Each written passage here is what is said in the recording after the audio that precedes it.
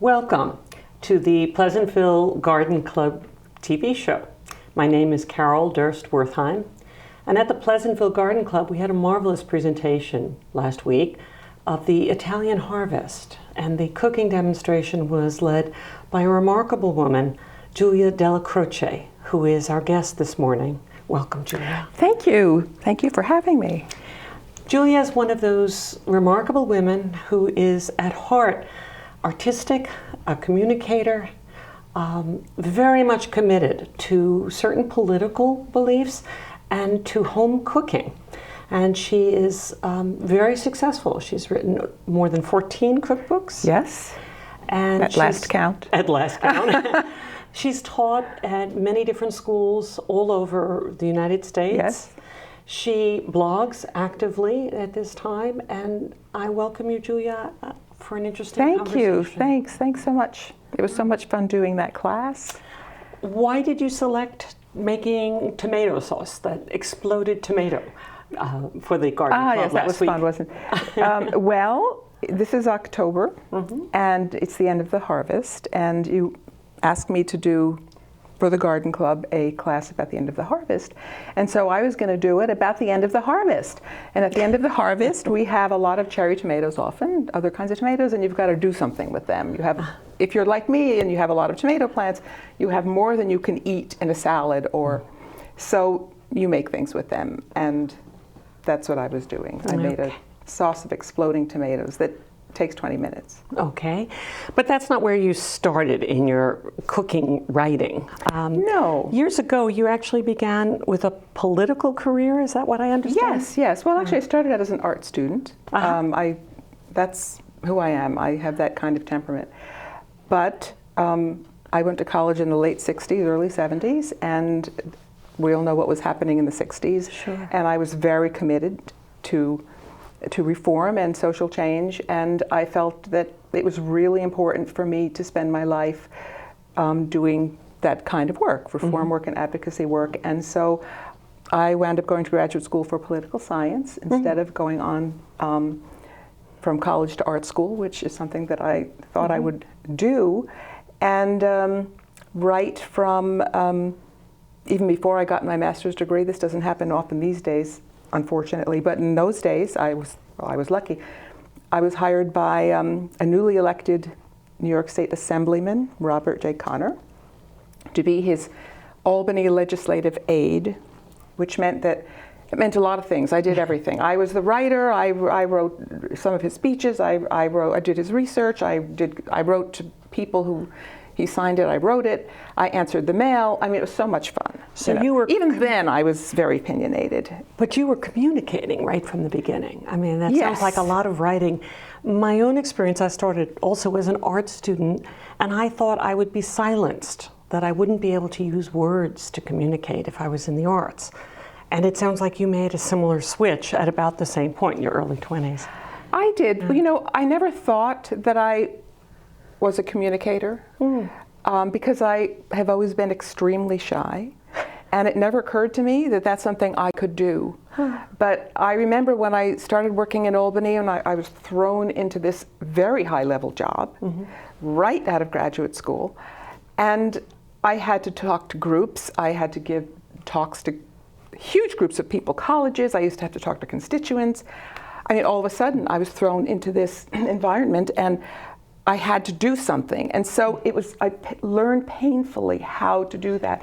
I was always a writer, as far as, yes, I was a communicator that way. I'd been writing since I was a child, and also drawing, but I was very shy. So that's something that didn't come easily for me. No. But that whole public exposure early on certainly contributed to your later work, teaching and speaking in front of groups. I was initiated. Yes.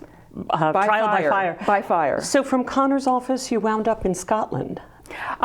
No, actually, before I started working, before I did my master's degree here, after college, I majored in humanities, and I wanted to live abroad.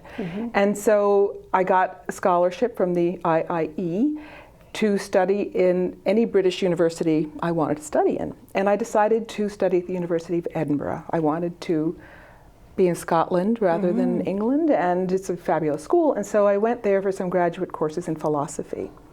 And while I was there, I loved the culture. I loved the country, except that it was a little cold and a little wet.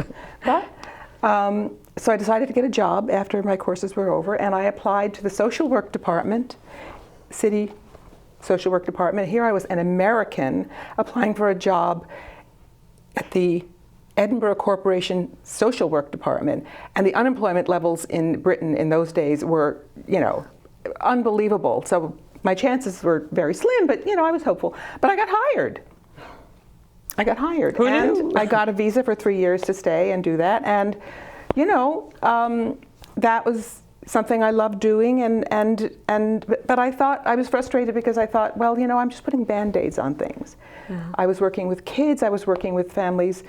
A lot of poverty. I was working with elderly people, geriatric cases, all kinds. It was across the board. I mean, I had 80 cases that I would manage at one time. Okay, but you were not feeding anybody at that point. No, you it was were just not me. working in the food aspect of it. Well, I was in the How end, so? How so? because the food in Scotland in those days and in Britain in general was a little dismal, and I think that's kind. right. So I'd go to a restaurant and I'd order bacon and something, and they'd bring me boiled bacon, boiled, and I realized that if I was going to eat, I had to cook. Okay. And so I started cooking a lot, and my apartment, I rented a railroad flat, became a salon because of my food. So I was making what I learned to cook as a child, because I was at my mother's knee as a child. So I was cooking Italian, genuine, authentic Italian food. My mother was from Italy. And I was reading cookbooks, which I had never done before. I read everything Elizabeth David ever wrote, and she was a wonderful English food writer and editor. Yes. One of the greats, really one of the greats. And I got the bug. And so I started cooking very seriously there. When I wasn't working, I was out in the shops buying food and cooking for everybody. Anyone could come. And I would have dozens of people in my little apartment, even in the evenings. Okay. So I was cooking. And then when you got back to the United States after 3 years, at that point you had decided that you wanted to change career direction? Well, as I said, I felt like I was putting Band-Aids on things when I was a social worker, and so I decided that I should be on the policy end of things, and so I should go to graduate school for political science. Okay. And I did. And so I was working on the policy end of things when I was working for the Assembly, but it didn't work with my temperament. Having a creative temperament and I'm sort of a producer. I like to just do things. Okay. And that's not, as we all know, how the political process works. Yeah. On the national level or the state level or any level, it's very slow and difficult, and But coming back to this later on in your life, I know you've commit again to some work on politics, but now it's food politics and how children learn to eat. And right. That seems to be a whole later theme. But I'd like to stay for a moment with your cookbooks. How did you get to write 14 cookbooks, for gosh sakes? So I came back, so I left Albany. I actually resigned. I quit my job, and everyone thought I was crazy. But I just couldn't be a politician. It's not who I am. And so I came back down to this area, Westchester, Rockland, and a friend of mine had a 50-foot sailing ketch that he was in New Rochelle in the marina, and he actually lived on it. He was a psychiatrist, and he has practice on the boat because he, like me, was, we sort of had the same idea that we wanted to do our own thing, and we both were nonconformists. So I would go on the boat, and he wanted to teach people how to sail. And I hated sailing. It's just not my thing. It's a lot of work, a lot of physical work. And I was working very hard during the week in Albany, and I didn't want to be doing that on the weekends. And so I said, well, I'll tell you what, I'd like to come on the boat, but how about I cook for those people who you are teaching sailing to? And so he said, okay. So we made a kind of business out of it, which I called St. Moore Sailing Cruises, after a character in a D.H. Lawrence novel, a horse actually, because I love horses. And I cooked on the boat, and that's how it started. And the Westchester Rockland newspapers got wind of it, and they came on the boat and they asked if they could do a story on me, because I was getting a lot of business on the weekends. People coming up from New York City wanted to go for a sail. I'd feed them, and they did a story, and they liked the food. They loved the food. I was getting great reviews. And about a year or two later, they came to me and said, we're starting a new magazine section in all the Westchester Rockland newspapers. Do you want to interview to be our restaurant critic and food writer, columnist, have a regular column every Sunday? Well, can you imagine? I was in my 20s. Who hands you something like this? It's a dream. So I did it. I said yes, and I started writing. And every week I would either review a restaurant or a cookbook. Okay. Or write about food, anything I wanted to write about. And a few years later, I started writing my first cookbook. Okay. Well, that whole opportunity of writing for print, which existed back then, I think is harder to come by these days. But from the journalism writing is very different from writing cookbooks and recipes. They're different skills, aren't they? They are. And how did that transition go? How did you get started with the first cookbook? Well, I was a writer first and foremost. Okay. But I had read so much, and I was reading all the time, and I was reading the greats, Elizabeth David and M.F.K. Fisher, and all the great food writers. And so, you learn.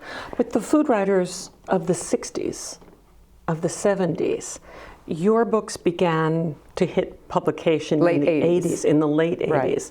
So what happened in between there? Did you get back to Italy? Did you? Well, I would travel to Italy because my mother's family still lived in Italy. Uh-huh. So, and when I was younger, we would go to visit. Where? Well, my mother came from Sardinia. Uh-huh. But a number of her sisters, three of her sisters had moved to Rome. So we would either Rome or Sardinia, and then I would travel. Okay. And I just, I loved Italy so much, the culture, the art, the food. I mean, it's just, such a, what can you not like about Italy? I can't even start to talk about it, I'll be here for another half an hour. But anyway, so, it was a passion. Food was a passion, and so I wrote to my passion. And then as far as the practical aspects of how to write a recipe, and that's an art too. Yes. And a very important skill. So because you want people to be able to do what works. Mm-hmm. You're teaching. That's what a good cookbook does. It inspires you, but it teaches you how to do this. And I guess I kind of figured it out. I imagined, how would I want to read this? I had to be the reader, the person who was cooking. Yeah. And I got better and better at it. I mean, when I started out, believe me, I read some of my early writing today and I just cringe. But that first cookbook, you mentioned to me before, you spent about 4 years locating the artwork that you wanted to use in it. I did. Well, I was always the artist. So it was a cookbook about pasta. And in those days, America had discovered that there was more to Italian cooking than tomato sauce and cheese. and so they were cooking all kinds of stuff. And pasta was a big thing. I was living in Manhattan at the time. And everywhere I'd go, there'd be these strange combinations of whatever, tortellini with asparagus. I don't know, things that just didn't work together. They didn't work for many reasons. And so I thought, it's really important to learn, if they want to cook Italian food, it's important to understand the cuisine. Yeah. And then you can depart and create whatever you want, but understand the principles of how to make pasta properly, how to sauce it properly, what kinds of sauces to use with what kinds of shapes, and that kind of thing. Sure. So I decided to write that book. And I would travel to Italy and look for artwork to illustrate the book. Mm-hmm. And I found a museum in Liguria on the West Coast, which was a museum of the history of pasta. It was a private collection. Only in Italy would you find such a museum. Only Italy. It was started by someone who actually was one of the very first pasta makers in Italy, who had been on Napoleon's, an officer in Napoleon's army, and then when he retired, he went back home and he started this pasta company. One of the best pastas in Italy, Agnese pasta. And so I contacted his daughter, who had inherited the business, and asked her if I could see the collection. And so I went to Liguria, and she let me in the museum. You could only go by appointment. It wasn't the kind of thing where you could just walk into it. But anybody could go. You just had to ask her, because she would come with the key and open this huge door to this, ancient palazzo. And there would be thousands of images, because her father had spent his whole life traveling Italy collecting artwork that had anything to do with pasta making, pasta eating. It was so much fun. And so when I was writing this book, I thought that would really work. And I asked her if I could use her collection in the book, and she agreed. And so I sent a photographer, a professional photographer, Italian photographer. I had a friend who was a professional food photographer, and he took fabulous photographs of the collection. But it took me 4 years, but the next step was selling the book. I didn't have a publisher. You wrote the book without a contract? I wrote the book without a contract. I wrote it because I had to write it. I had something to say, and I had to write it, and I wanted everyone to see this incredible art that I'd found. And I went all over the place looking for other, artwork as well, little, ephemera shops in Rome, and all kinds of places. And I had a hard time getting it published because of the artwork, because in those days, publishers did not want to touch 4-color because it was very expensive to print 4-color. Cookbooks were black and white. And I remember when I went, one of the first people I went to was Judith Jones, who is a very famous editor at Knopf, because she was my idol, and showed her what I had. I had all these fabulous images, and I had finished the manuscript. And she said, "Well, we'll take a look at the manuscript, but we wouldn't print color artwork. It's too expensive." And I gave her an argument for why people would like to have cookbooks with color images, because it would be more appealing, and food is sensual and art is sensual. And she said, she looked at me over her glasses, and she said, "A good cookbook doesn't need pictures." Whoa! So you were speaking to her on the heels of her experience with Julia Child, with mastering the art of French cooking, where there are no illustrations. No. So she had a few line drawings here and there. Well, she had that idea that your words should communicate it. But in those days, nobody had photos. And so I went to many, many publishers, and no one would do it because of the artwork. And so I said, okay. I did some research, and I found a publisher in San Francisco, Chronicle Books, and all they published was graphic arts books. That's what they published. All gorgeous color, coated stock, beautiful paper. They knew how to publish art books. That was their niche. They hadn't published cookbooks. But I went to them, and I showed them the manuscript, and I showed them the cookbook, and they didn't even care about the manuscript. I mean, I showed them the photographs I had. I had chromes slides. Yes. They were so, excited about the visuals. They didn't even, and I thought, it's just a good thing I know how to write and I know how to cook, because with this manuscript, they weren't checking that. Right. So that was the first. And then after that, other publishers started publishing in full books color with photography and illustration, full color, because it made sense. All of your books, though, are magnificent. Each one of them, you've had remarkable photography done. And I think you must have been able to require that of publishers at a certain period during publishing, which sadly has ended at this time. Well, publishers Can you talk don't about like that? Yeah, publishers don't like input from the author when it comes to the graphics. That's a separate department. No more. No, not then either. But through my agent, I insisted that I have a say in who the photographer would be and what the designer and how it was designed, because not only did I have a background in art, but I, at the time, in order to feed myself, because I wasn't making a living writing about food, I was an agent for illustrators and photographers in Manhattan. I had my own agency. And so I would use their work also in my columns, and so I knew what would work, and I knew how powerful the visual image is.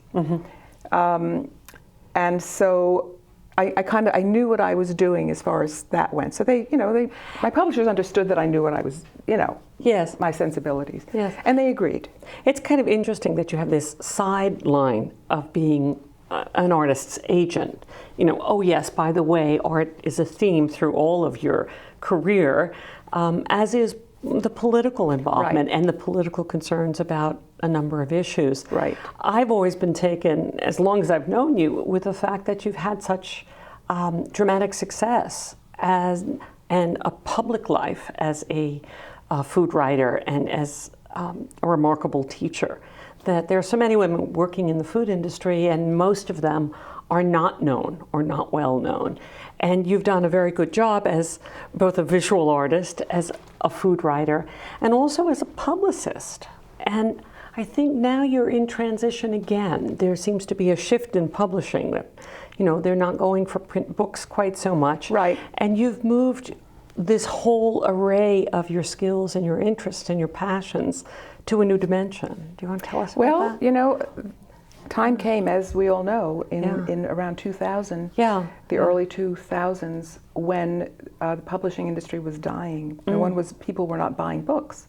Print publishing. Print publishing because of the internet. And you know, my agent would say, you know, we can't sell that, we can't sell, or you know, the market had just shrunk. And I went through several years during that time when I didn't know what to do, because I can't come from the analog world just as you do. Right. The digital world was a foreign world to me. It was a foreign language. Right. And I didn't speak that language. Yes, I worked on a computer. I was a writer. I did word processing, but I didn't know anything about how to use the internet. And for quite a few years, I was lost. I was lost because I'm not good at that. It's not something that, you know, But you took a little detour. You took a little detour into working with Chef Bobo and working at the Upper West Side Campaign Against Hunger. The Campaign Against Hunger. Right. And then at Rockland Country Day School. So you started to sort of morph your career toward hands-on feeding hungry people. Right. And yes, I did. Well, you know, I always had a strong belief in food. Food as a pleasure. As a daily pleasure, an opportunity, 2 or 3 times a day to have great pleasure in your life. Why do we grab something and run when we can sit down and have something beautiful and delicious? And it's a joy.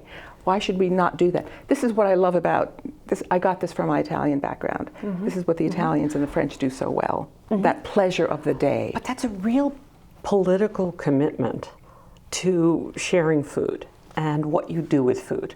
It's not just that food, you know, fuels the machinery, but there's another aspect to it that I think really underpins everything you ever do with food.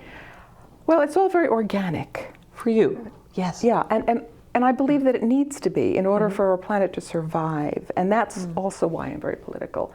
You can't love food and not be frightened at what is happening to our environment and look at, you know, how our food is grown and be concerned about the toxicity that is in the food supply, and have children and not be concerned with how, you know, how they're being fed.